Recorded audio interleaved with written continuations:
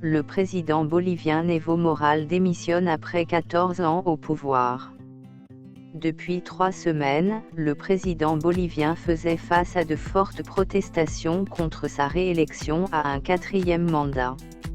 Le président bolivien Evo Morales a annoncé ce dimanche sa démission après 3 semaines de fortes protestations contre sa réélection à un 4e mandat. Je renonce à mon poste de président, a déclaré à la télévision le leader indigène de 60 ans, au pouvoir depuis 2006. Quelques heures auparavant, le commandant en chef de l'armée bolivienne, le général Williams Caliman, exigeait son départ pour le bien de la Bolivie.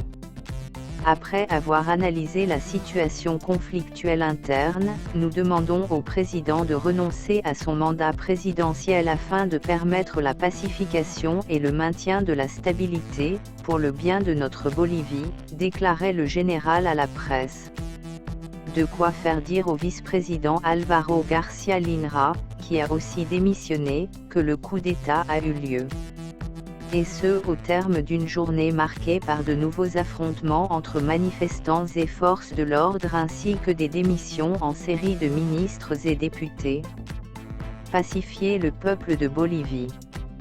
Nous nous joignons à l'appel du peuple bolivien de suggérer à Monsieur le Président Evo Morales de présenter sa démission pour pacifier le peuple de Bolivie, avait également annoncé le commandant général de la police, le général Vladimir Yuri Calderón. Accompagné par la foule, Luis Fernando Camacho, dirigeant le plus visible et radical de l'opposition, s'était rendu au siège du gouvernement à La Paz pour y remettre symboliquement une lettre de démission assignée par Evo Morales, ainsi qu'un exemplaire de la Bible.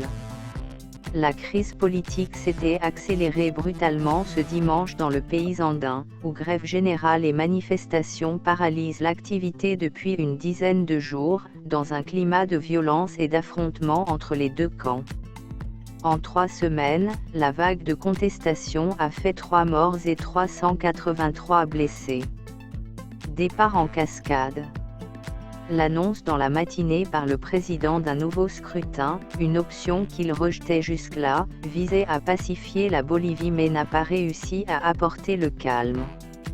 L'armée a ordonné des opérations militaires aériennes et terrestres pour neutraliser les groupes armés qui agissent en dehors de la loi, a indiqué le général Caliman, en référence à des attaques violentes contre des buts de manifestants de l'opposition qui se rendaient à La Paz.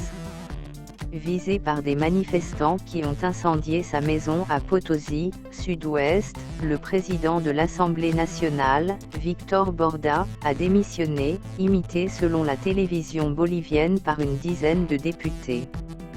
Peu après, le ministre des Mines, César Navarro, a également renoncé à son poste, disant vouloir préserver sa famille après l'incendie de sa maison et l'agression de son neveu. Le cours des événements va à l'encontre de mes principes personnels, ainsi que de mes valeurs spirituelles et démocratiques, a aussi écrit le ministre des Hydrocarbures, Luis Alberto Sanchez, dans sa lettre de démission publiée sur Twitter. L'OA demandait l'annulation du scrutin. Durant la journée, plusieurs dirigeants de l'opposition avaient exhorté le chef de l'État à lui aussi démissionner. S'il lui reste une once de patriotisme, il devrait se retirer, avait plaidé le centriste Carlos Mesa, candidat malheureux au premier tour de la présidentielle du 20 octobre. Evo Morales a brisé l'ordre constitutionnel et doit démissionner, avait renchéri Luis Fernando Camacho. Le président avait promis de renouveler l'ensemble des membres du tribunal électoral suprême, TSE, puis convoque, de nouvelles élections, sans spécifier la date de ce nouveau scrutin, ni s'il s'y représenterait. L'Organisation des États américains, OEA, avait demandé ce dimanche matin l'annulation du scrutin, entaché d'irrégularités selon elle. Elle appelait aussi à la convocation d'un nouveau scrutin avec comme garantie nécessaire la composition d'un nouvel organe électoral, par allusion au TSE, dont 7 membres ont été visés ce dimanche par des poursuites du parquet pour participation présumée aux irrégularités. score jugé frauduleux. Le secrétaire d'État adjoint américain chargé de l'Amérique latine, Michael Kozek, a demandé dans un tweet à l'OEA d'envoyer une mission en Bolivie pour s'assurer que les nouvelles élections soient libres et justes, et le reflet de la volonté du peuple bolivien. Le scrutin du 20 octobre avait abouti à la réélection d'Evo Morales pour un 4e mandat jusqu'en 2025, une option pourtant rejetée par la population lors d'un référendum en février 2016. Son score annoncé par le TSE, dépassant de plus de 10 points celui de Carlos Mesa, avait aussitôt été qualifié de frauduleux par l'opposition. Cuba condamne un coup d'État.